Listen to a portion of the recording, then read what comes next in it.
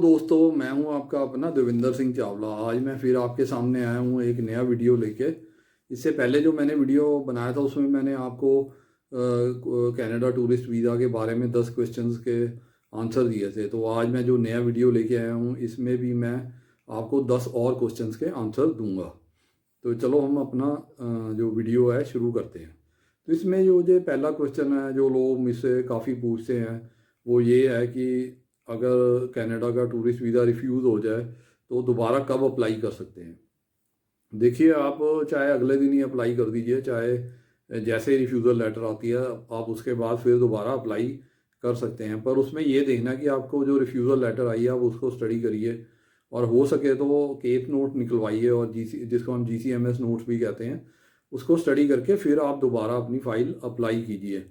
अगर तो आपको लगता है कि आपकी प्रोफाइल बिल्कुल सही है और जो ये जो डिसीजन है ये जल्दबाजी में दिया गया है, आप उससे सेटिस्फाई नहीं है, तो आप इमीडिएटली भी दोबारा अप्लाई कर सकते हैं। अगर आपको लगता है कि आपकी प्रोफाइल में कोई कमी है तो आप उस चीज़ को रिमूव करके उस चीज़ को इम्प्रूव करके आप दोबारा अपनी फ़ाइल अप्लाई कर सकते हैं और कनाडा का टूरिस्ट वीज़ा वो ले सकते हैं। रिफ्यूज़ल का कोई इफेक्ट नहीं पड़ता, आप फ्यूचर में कभी भी अप्लाई कर सकते हैं और उसके बाद अपना वीज़ा ले सकते हैं।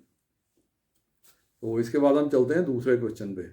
तो दूसरे क्वेश्चन में ये पूछते हैं कि जो कई लोग मेरे को फ़ोन करते हैं वो कहते हैं कि उनका एजेंट है वो जीसी की अकाउंट का यूज़र नेम या पासवर्ड हमें नहीं दे दे रहे और उन्होंने अपनी ईमेल आईडी भी नहीं बनाई हुई है। तो उससे क्या है कि हमें पता नहीं लगता कि क्या क्या रिस्पॉन्स आया है, क्या अपडेट आ रहा है। देखिए, ऐसे है जब कोई आप अगर अपनी फ़ाइल किसी एजेंट से लगवाते हैं तो वो एक जीसी की क्रिएट करते हैं, उससे उसके साथ साथ एक नया ईमेल आईडी भी बनाया जाता है आपके लिए, आपके वीज़ा की फ़ाइल की प्रोसेसिंग के लिए।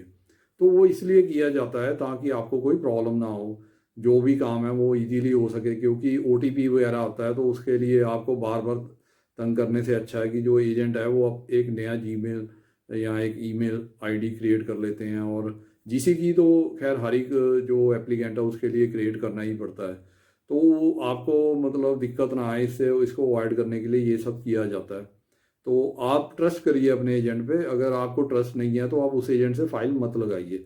जिस एजेंट पे आपको ट्रस्ट है आप उसी से फ़ाइल लगवाइए, क्योंकि ये तो एक मजबूरी है, ये तो इस ऐसे ही जो प्रोसेस है वो चलता है और ऐसे ही करना पड़ता है। नहीं तो अगर आपको वो यूज़र आईडी और पासवर्ड दे देंगे जीसी की का तो आप बार बार उसमें लॉग इन करेंगे तो वो कई बार रिवोक हो जाती है।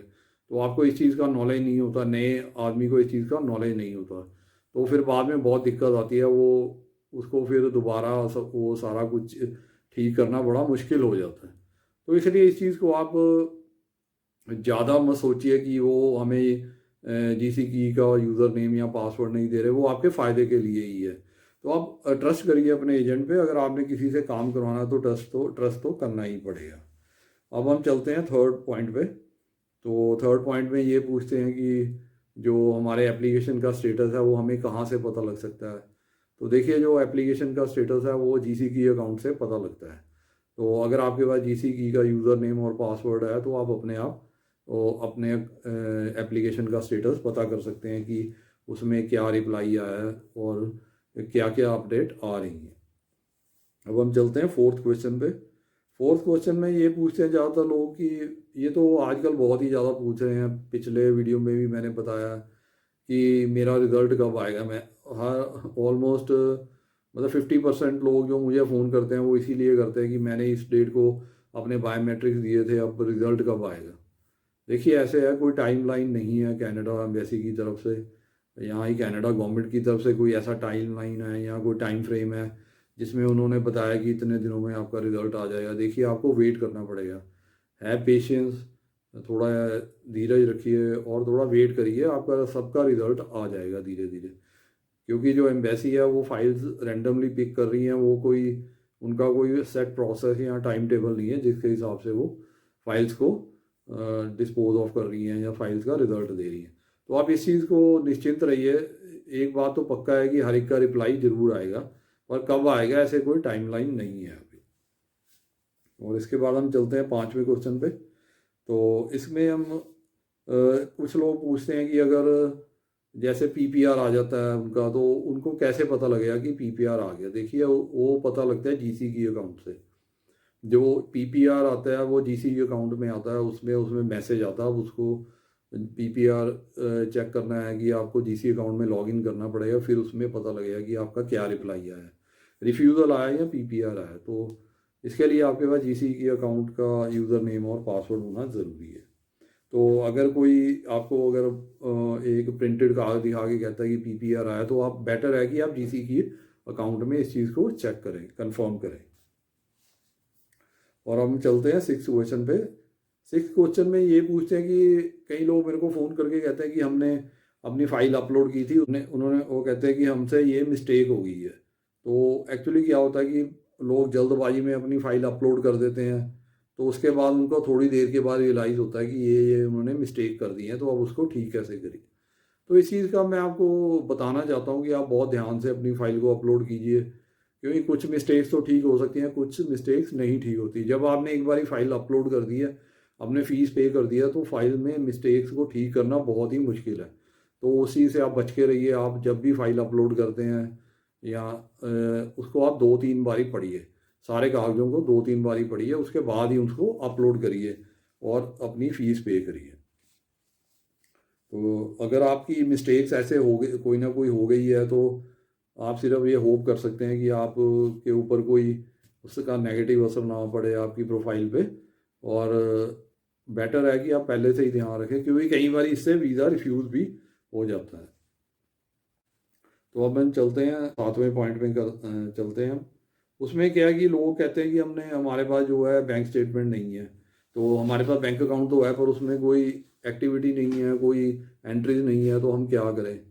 उसमें मतलब बैलेंस भी नहीं है, हम कैसे दिखाएं? तो वो कहते हैं कि हम एक एक ही एकदम मतलब इकट्ठा ही पैसा डलवा देते हैं और हम अपना बैंक स्टेटमेंट दिखा देते हैं कि हमारे पास इतना बैलेंस है। पर ऐसी गलती नहीं करनी है। अगर आप एकदम एक ही झटके में सारे पैसे जमा करवाएंगे या एक ही एंट्री से सारे पैसे जमा कराएंगे, तो उससे आपका जो है वीज़ा रिफ्यूज़ हो सकता है।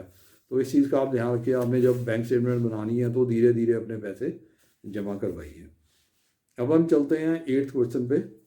इसमें है कि लोग जो कैंडिडेट हैं, जो एप्लीकेंट है, वो पूछते हैं कि हमें बैंक स्टेटमेंट कितनी देर पहले बनवानी चाहिए, बनानी शुरू करनी चाहिए। तो मैं जो राय देता हूँ कि आपको जब आपने वीज़ा अप्लाई करना, तो उससे कम से कम 1 साल पहले आप अपनी तैयारी शुरू कर दीजिए। अपनी बैंक स्टेटमेंट और जो दूसरे डॉक्यूमेंट्स हैं वो बनाने शुरू कर दीजिए, ताकि आपको काफ़ी टाइम मिल जाए आपको अपना वीज़ा की फ़ाइल लगाने से पहले, ताकि आप अपनी सारी जो प्रोफाइल है वो ठीक तरह क्रिएट कर लें, उसमें जो चीज़ों की कमी है वो रिमूव कर सकें। क्योंकि 1 साल में आपकी 2 आईटीआर फाइल हो सकती हैं, आपकी बैंक स्टेटमेंट इंप्रूव हो सकती है। अगर आपके बैंक अकाउंट नहीं है, बैंक अकाउंट नया खोल के भी बैंक स्टेटमेंट बना सकते हैं। और जैसे जो बिजनेसमैन है वो अपना करंट अकाउंट खोल के अपनी प्रोफाइल को इम्प्रूव कर सकते हैं। जिनका बिजनेस रजिस्टर नहीं हुआ हो वो रजिस्ट्रेशन करा सकते हैं अपने बिजनेस की। तो 1 साल में काफ़ी टाइम होता है। वो अपनी प्रोफाइल को अच्छे से बना के उसको इम्प्रूव करके आप अपनी फ़ाइल बना के फिर अपलोड करके अपना वीज़ा ले सकते हैं। अब हम चलते हैं 9वें क्वेश्चन पे। तो इसमें ये भी बैंक स्टेटमेंट से रिलेटेड है। तो बैंक स्टेटमेंट के बारे में मैं ये बताना चाहता हूँ कि आप बैंक स्टेटमेंट को लाइटली मत लीजिए। ये सबसे इम्पॉर्टेंट डॉक्यूमेंट है। अगर आपकी बैंक स्टेटमेंट अच्छी है तो आपको वीज़ा 100% ग्रांट होगा। अगर आपकी बैंक स्टेटमेंट में कमी है तो आपको वीज़ा ग्रांट नहीं होगा। तो 90% जो केसेस रिफ्यूज़ होते हैं वो इसी कारण रिफ्यूज़ होते हैं कि उनकी बैंक स्टेटमेंट ठीक नहीं थी। क्योंकि बैंक स्टेटमेंट क्या होती है? बैंक स्टेटमेंट आपकी बैंकिंग हिस्ट्री है। हिस्ट्री जो है वो एक दिन में नहीं बनती। इसी तरह जो बैंक स्टेटमेंट है वो एक दिन में नहीं बनती। हिस्ट्री का मतलब जो हिंदी में कहा जाता है इतिहास होता है। इतिहास एक दिन में नहीं लिखा जाता। इतिहास एक दिन में नहीं बनता। इसको टाइम लगता है। इसको टाइम तो लगेगा ही। इसीलिए बैंक स्टेटमेंट को बनाने के लिए भी टाइम लगेगा ही। तो आप इसको 1 साल पहले बनाना शुरू कर दीजिए, मैं हमेशा यही कहता हूँ। और इस बैंक स्टेटमेंट को बैंकिंग हिस्ट्री की तरह लीजिए। ये एक इतिहास है, इसको टाइम लगेगा। आप लगाइए अपनी बैंकिंग स्टेटमेंट को बनाने के लिए। तो बैंकिंग हिस्ट्री को बनाने के लिए आपको टाइम स्पेंड करना पड़ेगा, तभी आपकी एक अच्छी बैंक स्टेटमेंट बनेगी और आपको वीज़ा ग्रांट होगा। अब हम चलते हैं 10th क्वेश्चन पे। तो 10th क्वेश्चन में क्या है कि काफ़ी लोग, जैसे इंडिया में क्या है कि ज़्यादातर जो लोग हैं बिजनेस करते हैं वो कैश में करते हैं, तो ऑनलाइन बिजनेस का यहाँ पे जो चलन है वो कम है। तो इसलिए लोग मेरे से पूछते हैं कि हमारा बिजनेस तो कैश में है, तो अब हम बैंक स्टेटमेंट कैसे बनाएं। तो उसका ये मेथड है सर, एक अगर आपको कोई भी बंदा कैश में देता है पेमेंट, वैसे ट्राई करिए कि आपके बैंक अकाउंट में पेमेंट जितनी ज़्यादा से ज़्यादा आ सके आप लीजिए। अगर फिर भी आपको कैश आता तो आप कैश को अपने बैंक अकाउंट में सबमिट कीजिए, धीरे धीरे उसको डिपॉजिट कीजिए। फिर जो आपने स्टेटमेंट बनानी है, मतलब अपनी जो आप खर्चे करते हैं, अपने जो आपने किसी को भी पेमेंट देनी है, आप उसको बैंक में से देने की कोशिश कीजिए। इवन जो आप रोज़मर्रा के जो एक्सपेंसेस करते हैं, जैसे ब्रेड खरीदते हैं, फल खरीदते हैं, सब्जियां खरीदते हैं, कुछ भी खरीदते हैं अपने घर के लिए, जैसे टीवी, फ्रिज, कोई भी आप प्रोडक्ट खरीदते हैं, एसी खरीदते हैं, लैपटॉप खरीदते हैं, बच्चों के कपड़े खरीदते हैं, अपने कपड़े खरीदते हैं, बच्चों की किताबें होंगी, जो भी आप परचेजिंग या जो भी आप करते हैं सारे, जो अपने पूरे साल में या पूरे महीने में, वो आप बैंक के थ्रू कीजिए। बैंक के थ्रू कैसे करना, आप गूगल पे से पे करिए, फ़ोन पे से करिए, या पेटीएम से करिए, या आप क्रेडिट कार्ड यूज़ करिए। बेस्ट मेथड है क्रेडिट कार्ड यूज़ करिए। सबसे जो बेस्ट जो बैंक स्टेटमेंट बनती है वो क्रेडिट कार्ड से बनती है। आप एटीएम कार्ड भी यूज़ कर सकते हैं। तो इस तरह आप अपनी बैंक स्टेटमेंट बना सकते हैं। तो इन चीज़ों का ध्यान रखिए जब भी आप अपनी बैंक स्टेटमेंट बनाना चाहते हैं। तो इस तरह आप अपनी बैंक स्टेटमेंट बनाएंगे तो आपको जो कनाडा का टूरिस्ट वीज़ा जब आप अप्लाई करेंगे, आपको बहुत आसानी होगी अपनी बैंक स्टेटमेंट सबमिट करने में। आपको कोई टेंशन नहीं होगी, और उससे के कारण क्या है कि आपकी जो फाइल है वो बहुत स्ट्रॉन्ग बन जाएगी, और आपको जो कनाडा का टूरिस्ट वीज़ा वो 100% ग्रांट होगा। तो ये था मेरा आज का वीडियो, और उम्मीद करता हूँ कि आपको मेरा ये वीडियो पसंद आया हुआ, और इससे आपको कई क्वेश्चंस का आंसर मिला होगा, कोई नई चीज़ें पता लगी होंगी, और आपके डाउट्स क्लियर हो गए होंगे। तो अगर आपको ये मेरा वीडियो अच्छा लगा है तो आप इसको अपने फ्रेंड्स, फैमिली मेम्बर और रिलेटिव्स के साथ शेयर कीजिए। और अगर इस वीडियो पे आज आप पहली बारी आए हैं, मेरे वीडियो को पहली बारी देख रहे हैं, तो आप इसको, मेरे चैनल को सब्सक्राइब कर लीजिए, और उसके बाद बेल आइकन प्रेस कर दीजिए, ताकि आपको मेरे वीडियोज़ और नोटिफिकेशन की इन्फॉर्मेशन और नए अपडेट्स की जो इन्फॉर्मेशन है वो टाइम टू टाइम मिलती रहे।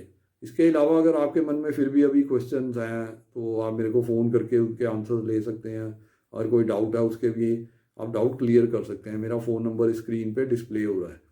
तो इसके अलावा अगर आप कोई क्वेश्चन अपना मेरे वीडियो के कमेंट सेक्शन में डालते हो तो मैं उसका आंसर भी आपको ज़रूर दूंगा। इसके बाद मैं आपको बताना चाहता हूँ, जैसे मैं हर अपने वीडियो पे बताता हूँ कि मैंने आपके लिए ये बुक लिखी है, जिसमें मैंने सारे आपको डॉक्यूमेंट्स बताए हुए हैं कि कौन कौन से डॉक्यूमेंट लगाने हैं, और उनका स्पेसिमन भी दिया हुआ है, सैंपल सारा कुछ दिया हुआ है, जिसको आप देख के अपने आप अपनी फाइल बना सकते हैं। किसी एजेंट या कंसल्टेंट के पास जाने की ज़रूरत नहीं है। इस बुक की कीमत है सिर्फ 450 रुपये, 450 रुपीज़ ओनली, जो आप मुझे पेटीएम या बैंक ट्रांसफ़र से या गूगल पे से भी भेज सकते हैं।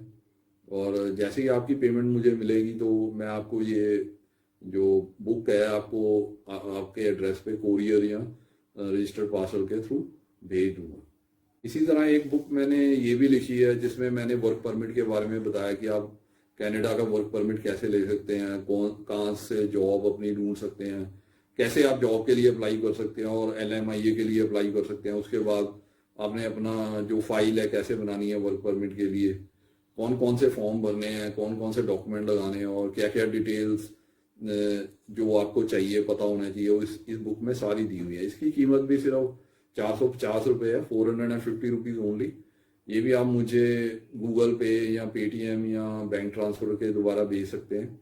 और मैंने जो पेटीएम और गूगल पे नंबर है नीचे डिस्क्रिप्शन में दिया हुआ, आप वहाँ पे पेमेंट करके मुझे जैसे ही इन्फॉर्म करेंगे, मैं आपको आपके एड्रेस पे ये बुक कोरियर या रजिस्टर्ड पार्सल के द्वारा भेज दूँगा। इसके अलावा जो मैं हर वीडियो में ऑफ़र देता हूँ आप लोगों के लिए, आपके बेनिफिट के लिए, कि अगर आप कनाडा के टूरिस्ट वीज़ा की फ़ाइल फ्री ऑफ कॉस्ट बनवाना चाहते हैं तो आप मेरे को कॉन्टैक्ट कर सकते हैं मेरे मोबाइल नंबर पे जो नीचे डिस्क्रिप्शन में दिया हुआ है। तो उसके ऊपर आप मेरे से कॉन्टैक्ट करके अपॉइंटमेंट फिक्स करके मेरे ऑफिस आ सकते हैं, और अपनी फ़ाइल जो कनाडा टूरिस्ट वीज़ा के लिए बिल्कुल फ्री ऑफ कॉस्ट बनवा सकते हैं। तो ये था मेरा आज का वीडियो। Okay, bye.